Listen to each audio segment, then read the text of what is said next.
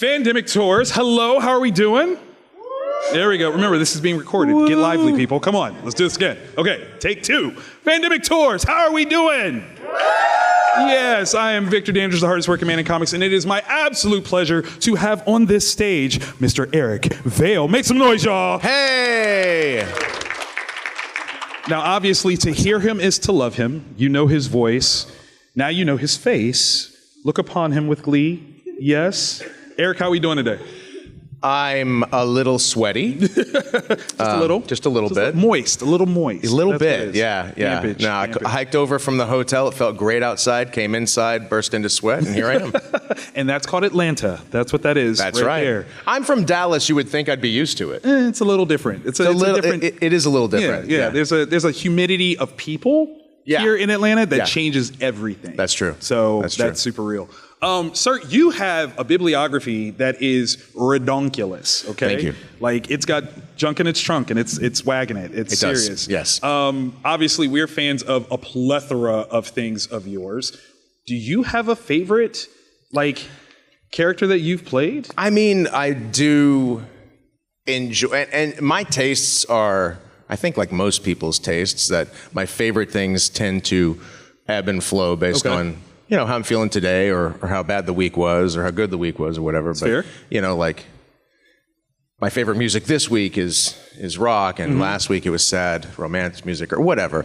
So same thing goes with the characters in the shows. I tend to say that Shigaraki from My Hero is my favorite to play because he's evil and that's fun.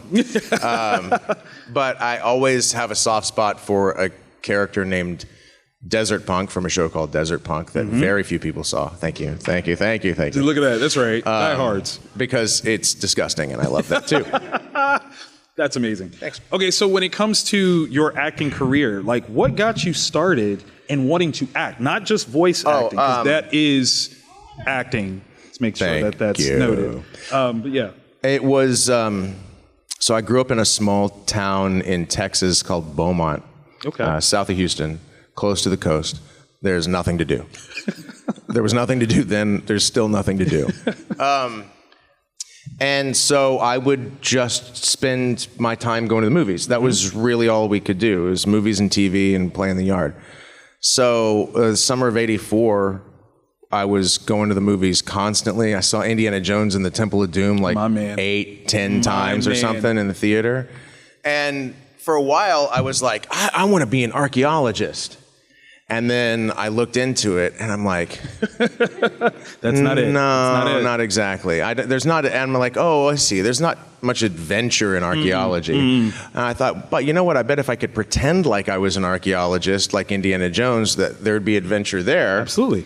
So I started deciding around 10 that I needed to be an actor, and I told my parents that, and they were like, you're weird.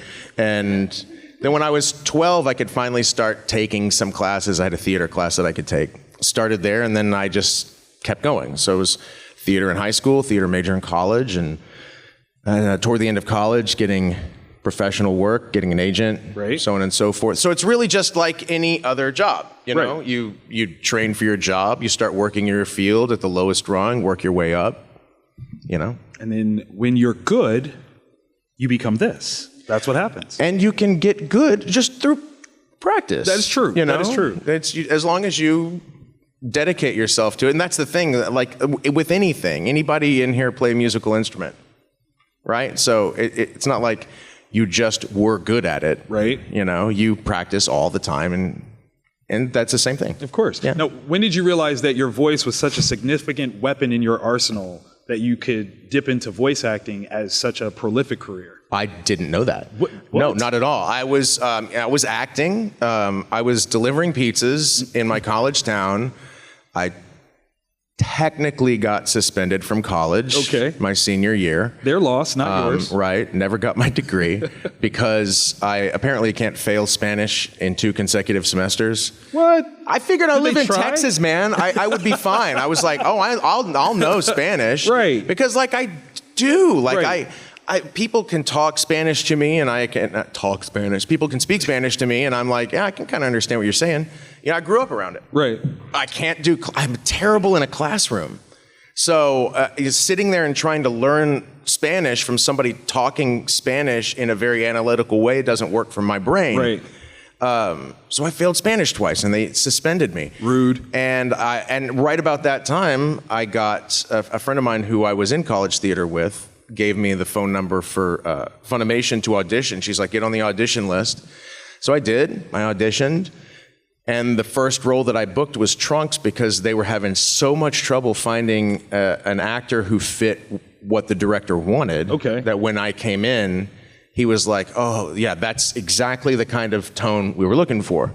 So, it was, hard work, preparation. Right. And, the harder you work, the luckier you get. And that was one of those times. I love that. It was based on the networking of a good relationship that I had with somebody from college. That's why college is good, for the friends you make, not the grades, not the grades at all. No, that's such a real statement. Okay, so when it comes to being a part of Fandimation, I always had the assumption that specifically for voice actors to join up with a studio like that is like old school Hollywood. It's like when you worked for MGM, like you were an MGM player, and so there's like a Rolodex where roles come up. They're like, these are our guys. Which one do you want? Is it like that? It was. Okay. It was. Like when I started, I was the first actor to walk into that studio. No joke. I was the first. As an actor, there are certain things that you do. Like you have your demos, you have your reels, you have your headshot and resume, and portfolio, and all that kind of stuff. And I walked into the audition with a headshot and resume because that's what you do. That's the job. And no one had ever done that before because the studio was running so quickly with the property of Dragon Ball that they were just casting whoever they could. And a lot of the people were musicians because musicians were the engineers. And so there would be friends here and there, and they would pull everybody in. And so, at the time it was difficult. They didn't have the reach that they have now where they would talk with agencies and bring in casting for certain shows and certain characters. And at the time it was a little bit like the studio system. But once actors started coming in, because it's a contract job, you don't actually work for them. Right. It's like, contract work. Then it became like it is now, which is, everybody auditions and, people get roles or they don't. I love it. I love it. Most of the time you don't. Were you a fan of Dragon Ball before you got onto it? No, I knew what it was. Okay, that's a start. That is a start. I knew what it was, but it wasn't my thing. I was a fan of anime at the time. Okay. Back in my early college days, my friends had this house outside of town, and they had all these bootleg VHS tapes of anime with no subtitles. Yep. And we would watch that all the time. That was great. And then I grew up, of course, with Star Blazers and Battle of the Planets and the Voltron. Do you guys know what those are? Or their other names? You Okay, better. just checking. Because we are of a similar age, and you've got a birthday coming up. I did see that. No. We don't talk about them Come anymore. on, we're April babies. But no, at the time, the internet was not the internet, and to get anime and to see things, it was hard. You had to know a guy who knew a guy who killed a guy who got a thing. And he's absolutely right. That undubbed VHS. Yeah, and there was a store, because I was going to school south of Austin, Texas, in a small town called San Marcos, and we would drive to this very tiny anime-themed store in San Antonio, and that's where we would get stuff, and some of it was bootleg, some of it wasn't. We couldn't understand any of it. But we loved it. And then when I moved north and I was going to college up there, I was watching the more popularized stuff at the time. Like my girlfriend wanted to watch, or she loved Ninja Scrolls, so she got me introduced to that. And we were watching. I dated her for about a year. We would watch different anime here and there. And it was when I was dating her, I got cast as Trunks, and I came home and told her that, and she was like, "What the hell?" And I love you so much right now. And then I broke up with her. He had to go back to the future. It's not his fault. Sorry, okay? Hey, he's future Trunks. Get it right. That's real. Obviously, we want to open up for you guys to have some questions. Who wants the first dibs? What's up? Who's going for it? No pressure. No pressure. Is that a small hand raise? Is that what that was? Is my girl Kayla going to go first? Kayla, go for it. Hello. Floor is yours. Hi. Hi. So one of my first ever animes that I costume? Mm-hmm. What was it like? Did you know what you were going into when you had to play such, I don't know how to describe Yuki, but just to play Yuki? Soft boy. Yes. Soft boy, good term. Like going in knowing you've played villains and everything, and now you just have to play this super soft boy Well, love somebody and just wants to be loved, and then it's just like everything just goes. He's like, that wasn't acting, that's me all the time. Actually what I was about to say.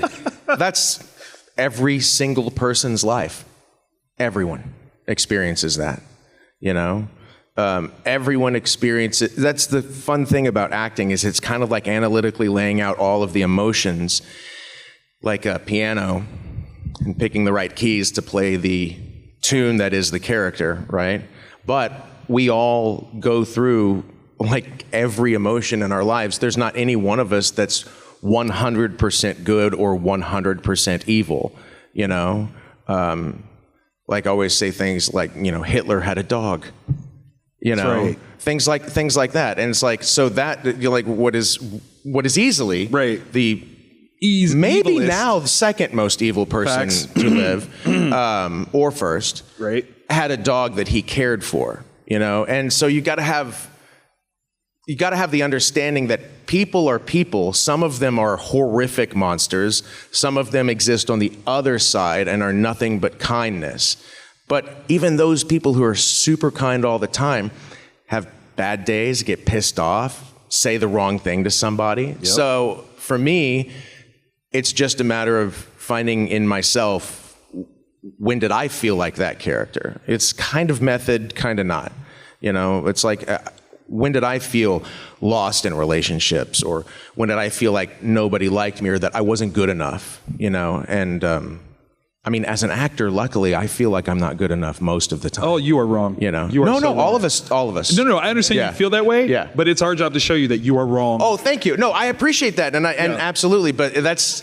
Yuki, right? I have never followed into go like I said, you introduced me to like your voice of Yuki was introduced, and that's what got me actually into Dragon Ball. Like finding other shows that you were in actually got me more and more and more into depth. I even found out recently you voiced Phoenix, right? Yep. And I was just like, that got me into so much different things. You hear that, Eric? Yeah. Her joy is your fault. You did this. That's true. I hear that a lot. I hear how much money I've cost people a lot, you know. And like yet, I had to we go love out and you. buy every single version of Dragon Ball, and now my kid can't go to college. And It was like, that's fine. Just put him in a room and train him. It's fine. It's Right, yeah. Just fight him. It's amazing. Anyone else? Yes.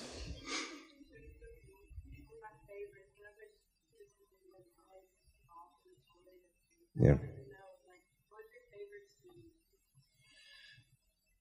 Okay, so I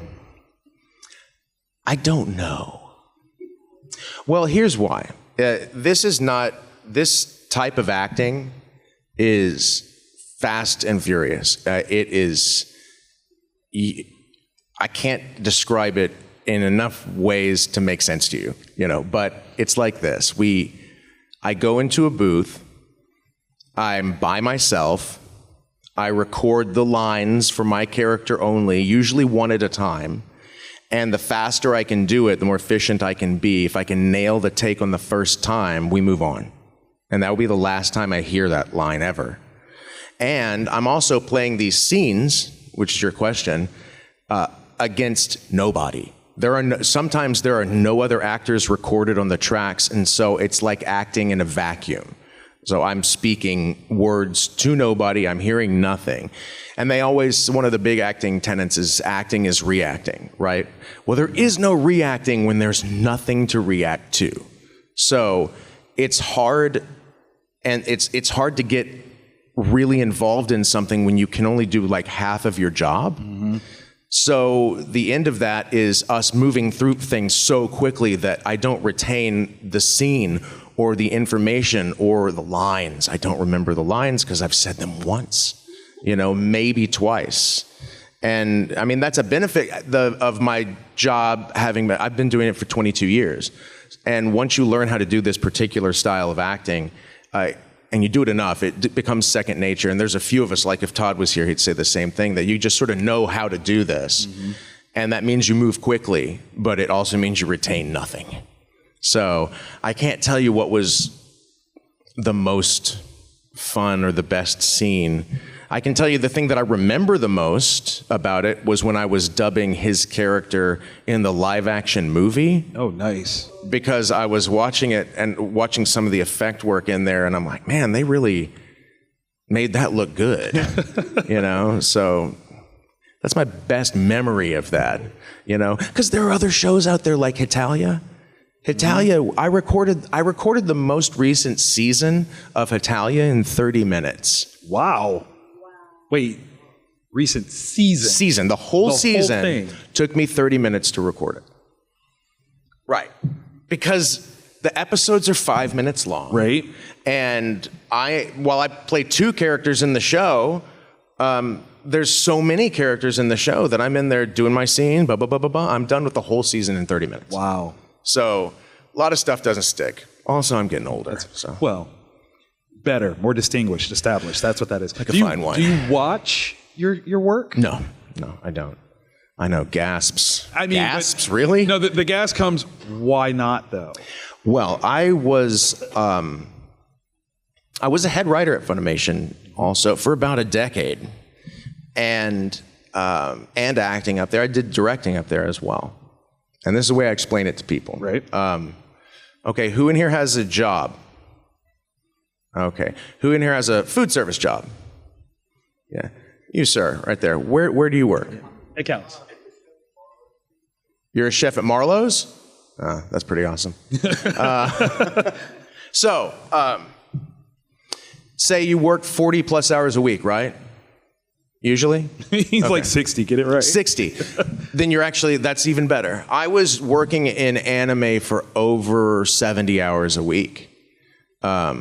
Between the writing and the acting alone, forget about the directing. You can't go anywhere. You're digesting this stuff 100% of the time, right?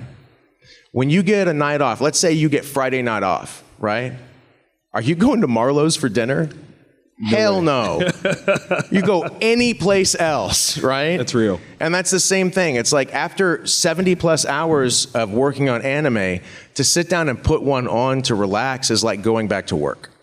So I stopped watching. You know, it's the curse of taking your passion and your hobby and turning it into your profession. That is so fair. Man, that's a jewel right there. That is an absolute jewel. Did I see another hand up that had a question? Yeah.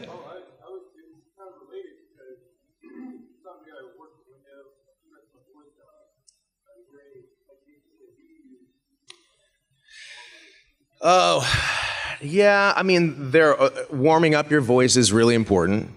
Learning how to breathe is really important because in life, unless you're trained, you don't breathe properly.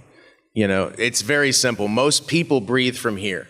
You got to learn to breathe from your diaphragm, which is right around your belt line, and learning to breathe from there, learning to have your voice come from there actually is easier on your throat because you're pushing the air out and the air is doing most of the work. There's that, but you're always going to screw your voice up no matter what. So what I do is I go to Whole Foods and there's something called Singer's Saving Grace in a little spray bottle in their little homeopathic medicine section. Go in there and get that, use it. Get the cinnamon kind. Don't get the other kind. What's that? No. It's like a throat spray. No, it's a throat spray. Yeah. Yeah.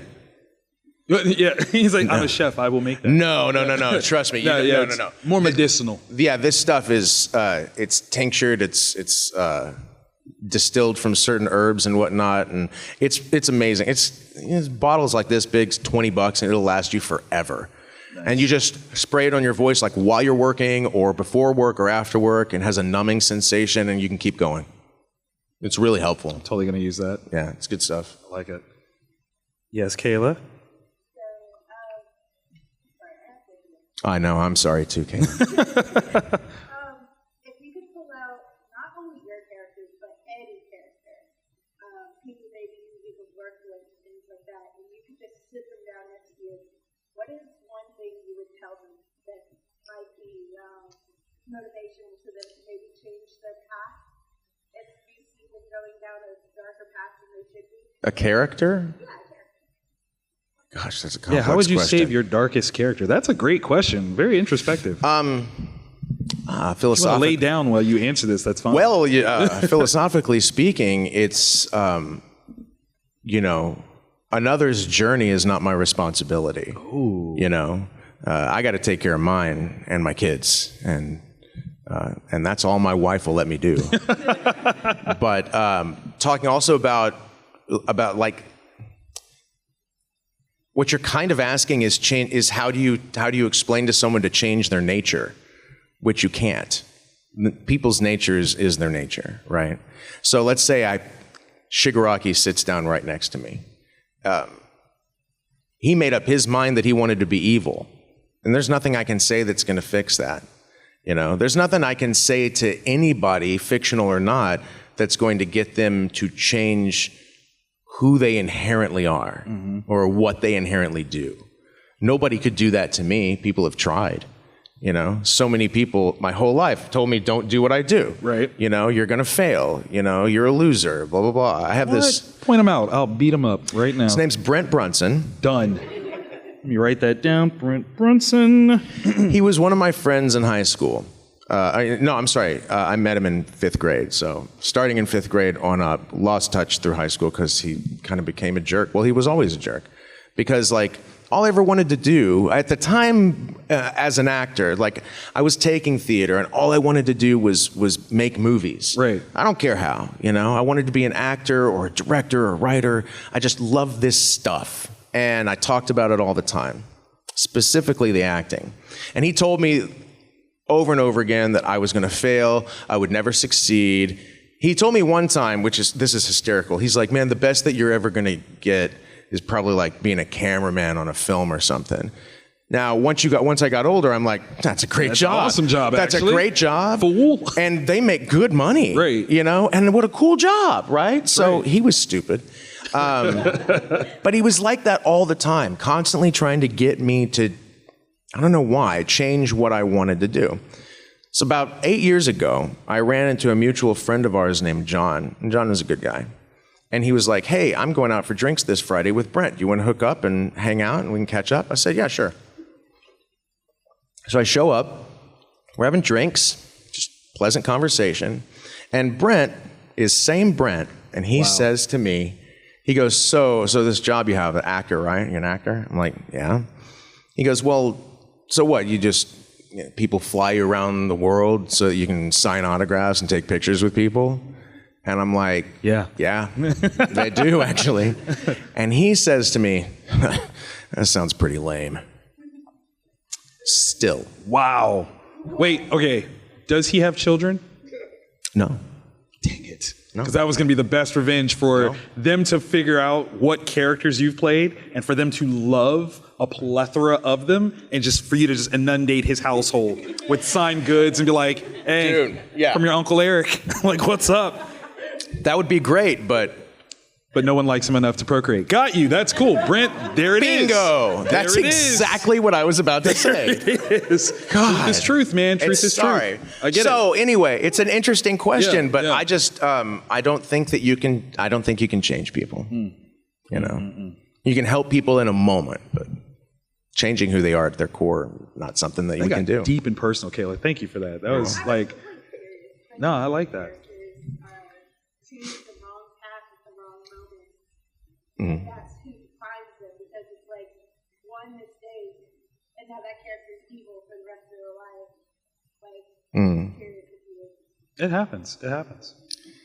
Yeah, but that happens to all of us. Yeah. But the difference is we're talking the difference between drama and real life. And in real life, whenever we all make horrible mistakes, and whenever we do, there's usually a way back from it, unless it's like murder. You can't fix murder. It depends on how you fix it. You know what I'm saying? Like sometimes you're like, no, they were really a bad person. Well, I They were worse Still than dead. me. Yeah. Well, it doesn't fix for them. Right, but right. For but you, for you, yeah, I can feel good that, I yeah, took out that bad guy like trash. that'd be fine. Exactly. Any other questions before I get to go for it?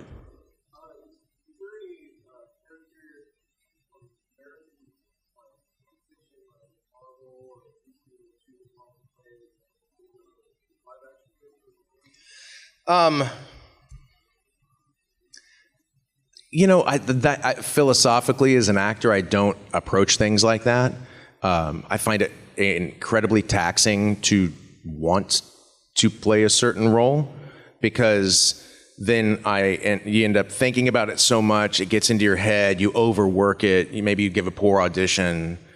My goal is to find what somebody wants from me in an audition, deliver that to the best of my ability, and forget about it. Yes.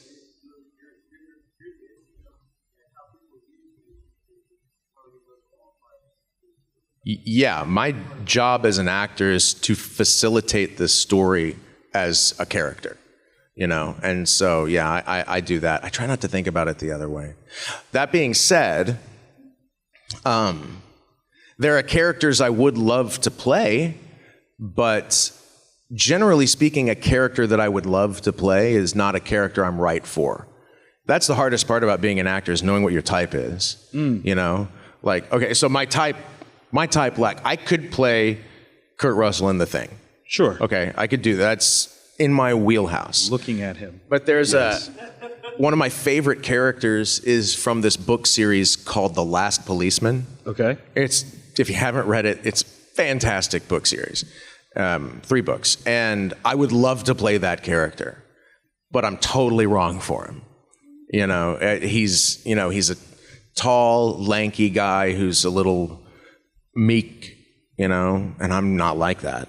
So, I mean, don't discount yourself. Wolverine is notoriously like less than 5'5", and Hugh Jackman did a great job at playing a very opposite character than what he looks like. So give yourself some grace. I do. Okay, I think I'm pretty good. Now, what's funny is to hear you say that, though. Okay, I don't know if you guys have been like listening as intently as I have, but you speak with the cadence, and you somewhat have the profile of Paul Rudd. And my so, God. like, if you were to say like Ant-Man, I would be like, yeah. Like, I can hear that so well. It's kind of crazy. My agent told me this morning he has now had 5 people this weekend call me the poor man's Paul Rudd. Okay, I would not say poor man's Paul Rudd. Okay, not poor man. Strike that from the record. I don't know why. Yeah, why no, poor? No. Yeah, that's terrible. Oh. No, did you say Kroger brand? Back of the room right now. You are 5 seconds. You got to stand in the corner. But no, like you have this cadence that is comforting, and it works really well. So I can see you playing any style of character that everyone is supposed to relate to, because that's what Paul does. As his acting style is really great. Yeah, you do the same. Oh, thanks. Definitely audially. Like I'm just like, I would listen to him talk forever. Am I wrong? Like, just forever. You need to talk to my wife, because she does not want to listen to me talk forever. I will talk to your wife, but if we both get in trouble, I get the couch. That's all I'm that's saying. fine. Okay, cool. Has anyone recognized your voice in common places, at the grocery store, gas station? No, never. Is that cool? Because I can understand being Comic-Con famous, but not grocery store famous. And there's a comfort to that. I worked with this one guy one time, and he says, "Your uncle famous," and I'm like, "What do you mean?" He's like, "It's like being an uncle. It's like on the weekends you go play with the kids, and then you can just leave the kids at their parents' house and go back to your normal life." And that's kind of like, so this weekend I'm the cool uncle. I get to be this guy on the stage, and when I go back to my life, I'm dad. But so no one's recognized my voice. People have recognized my face. Thanks, internet. Stalking. Apparently the hair is, I've asked a few people who have recognized me in public. They're like, "Are you Eric Vale?" Like, yeah. I have started doing that. It was last weekend or the weekend before. I was someplace, and some guy was like, it was the airport. He was like, "You're Eric Vale." I'm like, "No. Sorry." And he was like, "Oh, I'm sorry, man." I'm like, "That's cool." The airport is the worst place to do that, because what would you be like? "No, I'm not." And you're like, "Eric Vale to the gate." Eric Vale, and you're like, "Not my name." I just travel under that name. That's not my name. That's not who I really am. Eric Vale's not my name. Shh, don't. That was part of the mystery. You had a question. So at the airport, I have the most boring name. My name's Christopher Johnson. Eric is my middle name. I did know that.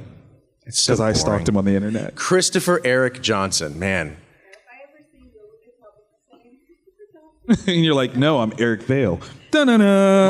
My father is he's kind of got his own celebrity in his own right. He was part of a incredible football team at A&M in the late 60s, early 70s. And I've been with my dad places all over the country, and people were like, Chris Johnson? You're you like, know? Yeah. Which is cool. And he's always like, hell yeah! He's loud. You know it. I love it. What was your question?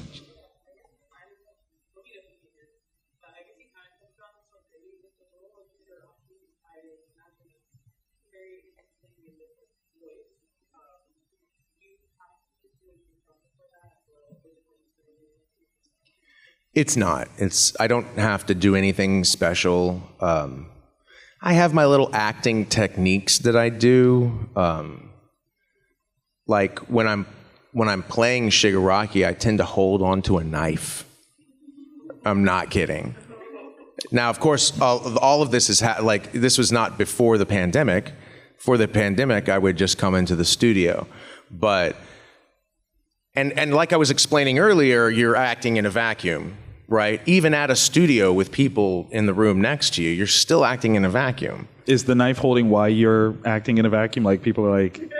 Well, I was not taking a knife into the studio. I just had to make sure. Like, I was helping to paint the picture. I just wanted to paint this that happened picture. Once we started recording remotely at the beginning of the pandemic because, and I'm still recording at home, but I was like, I need some things to help me find my character here a little bit better. So I did a few more of those techniques at home. And like I hold this, it's this little tool that I use for everything around my house. It's got a really sharp knife on it. And I'll open it, damn it, I lost the bet. And I got my thumb on the blade and I just hold it there the whole time. Wow. Come up. Come on. Ladies and gentlemen, make some noise for Todd. Hi, Nicole. Eric. Todd. Did you know that Dragon Ball Z was going to be as big as it was going to be when you started working on it? Yes. One more question. Yeah. Do you want to hear my impression of Trunks? I really do. What's a line he says? You're about to find out what it's like to fight a real Super Saiyan. You're about to find out what it's like to fight a real Super Saiyan. That's amazing. Why weren't we rolling on that? I quit. It's yours now. The role is yours. Ladies and gentlemen, Todd has joined us. Why, hello. It happens. No? It happens. Listen, it's a living fluid panel schedule. It changes. It's a living fluid. Yes. Come sit in it. We put it in a bottle just for you. Sit in it. Yes. Yes. Todd, how we doing? Okay. How am I doing? Well, how am I doing?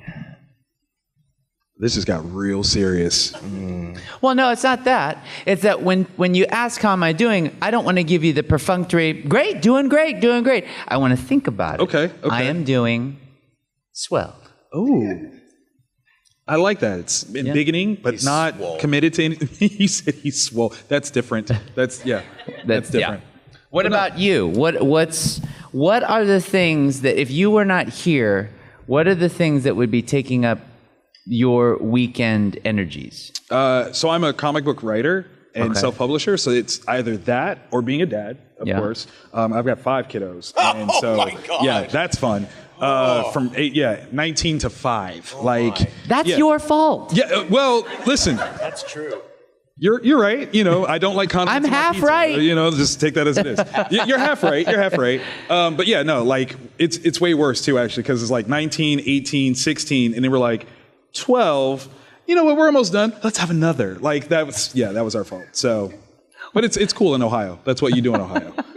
It's not a lot else to do in Ohio. So yeah, I would probably be creating something or enjoying y'all's works while I create something, because I like you guys as inspiration. Now, do you have a space in your home where it's like, I only go in here when I work. This is my creative space where I do my thing, and if I'm not in here, I'm not thinking about work. So I did, but then the 5-year-old annexed parts of my space and decided that living in Daddy's office is part of her a legal right. Well, And but is so, that her jurisdiction? She has decided that it is. I see, that's like Spectrum in LA just deciding, well, we're the only internet option here. I don't know if it's exactly legal when you read the fine print.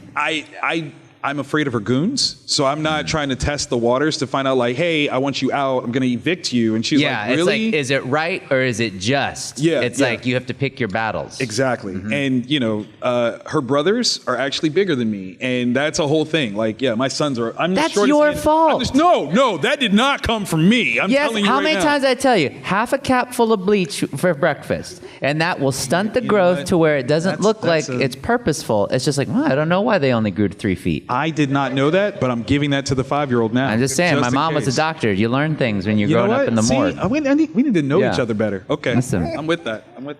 So then you use, but she's got to take a nap, right? She's 5. We try to. Oh. Yeah, she's one of those. You know what you should do? If she is associating your workspace as hers, she used her 5-year-old logic against her. So then you paint a room that looks exactly like the backdrop of your office, but it's the basement, it's the garage, it's the guest bathroom. And then she's like, yeah, still my space. While she's tinkering on that, you're in the office doing your creative thing. Okay, I like that. What I did was I hired her, and now she's my editor. And so whenever I do something, I give it to her first. Does it meet her approval? Because she's already there. She's already looking over my shoulder and it's like, Dad, that line. And I'm like, what? And she's like, Is that a W-2 or a 1099 situation? I guess it has to be a W-2. Yeah. It's definitely Okay. Well, Is she a corp?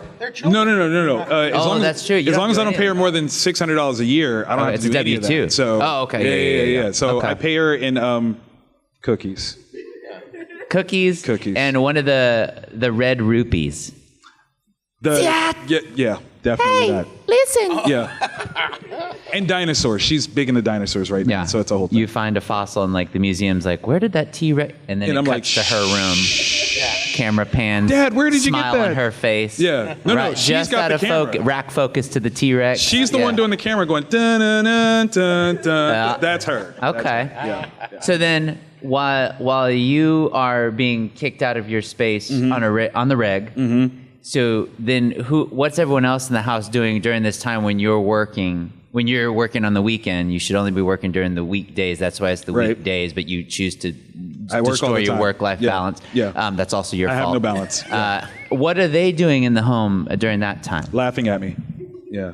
They find it funny. I'm like, corral your sister. And they're like, your mom. And I'm like, your grandma? How about that? Like, yeah. And you can legitimately say that because, like, your mom, like, Yeah, go like, no, tell literally, your go mother. Tell your mom. Get her, please. Get help. She's like, about to put that T-Rex Yeah, skull on, and yeah. then we're in real trouble. Yeah. When she Okay. brings that back because she wants to be Dr. Wu from Jurassic Park. That is her life goal, actually. She hasn't realized that Dr. Wu is the bad guy. She's like, yeah, I want to clone dinosaurs. I'm like, you're not watching this movie legitimately because that's a bad thing. And she's like, Yeah, Jurassic That's World's not- a documentary. right. Not to not- her. yeah, you know? No, for her, it's a how-to. Yeah. So for you, when you started doing comics, what was your first? At what point did it stop being like? Because it started as your passion. Yes. And then was there a point where it switched over to where it's like it's still a love of mine, but it definitely is The work? job? Yeah. So, and this is so great, Eric, because he kind of mentioned this. I have not hit that part yet because what I've been very fortunate in my career. How did this turn into an interview for me? That's crazy. You're so good, Todd. I've been versatile in how I play this. So it started as me being a creator, then coming to conventions, and then doing moderating, and then so I change a lot of what my position is as a part of the comic industry. So Yeah. that's why it's not like, oh God, I got to go to work again. So how do you find that balance though? Because too many times I feel like people in the entertainment industry or in industries where the main ingredient is I have a passion for it. I love doing it. Too many times that gives that passion license to destroy any balance in your life. So you know what I mean? So Yeah, it yeah. doesn't, but too many times people are like, good to be working, or at least I'm working, or I love it, so you're not working a day in your life. And then when you say that, it boosts the passions, like the passion sitting up there like Mr. Burns going, excellent, give me all your time. And I've told this to a dear friend of mine as well. When you are on your deathbed, you're not going to sit there and say, man, I wish I worked one more hour. That would have made my life complete. So then true. knowing that, Yeah. knowing it's true, you still head towards that. Yeah, because I've got 5 kids and they've got to eat. But whose fault is that? Of them having to eat? No, I'm whose blaming the fault other is people. multiplying your clan? I enjoy it. I definitely enjoy it. You enjoy the act of it. No, I enjoyed them too. Oh, okay. I enjoyed them too. Okay. The act was good. But what I mean is outside This is of that. recorded. The act was good, baby. The act was good. The act was good. Yeah. You're welcome. Thank you for that. But you know what I mean? Like with passion jobs, Yeah. where do you, because at some point it becomes, we're good. We have everybody's eating. We're good. But what is it that in your brain and all of our brains where we go, oh, it's okay to keep going. We're set. We have everything we need. But we're going to keep going. And when someone asks me about it, I go, well, but they got to do this. I got to get them shoes, and I got to get the shoe house that we all live in taken care of. Like, what is it about that where you keep pushing? We all Yeah, I was going to say, why do we You do got to this? stop. Yeah, don't you stop? I do. stop. I do.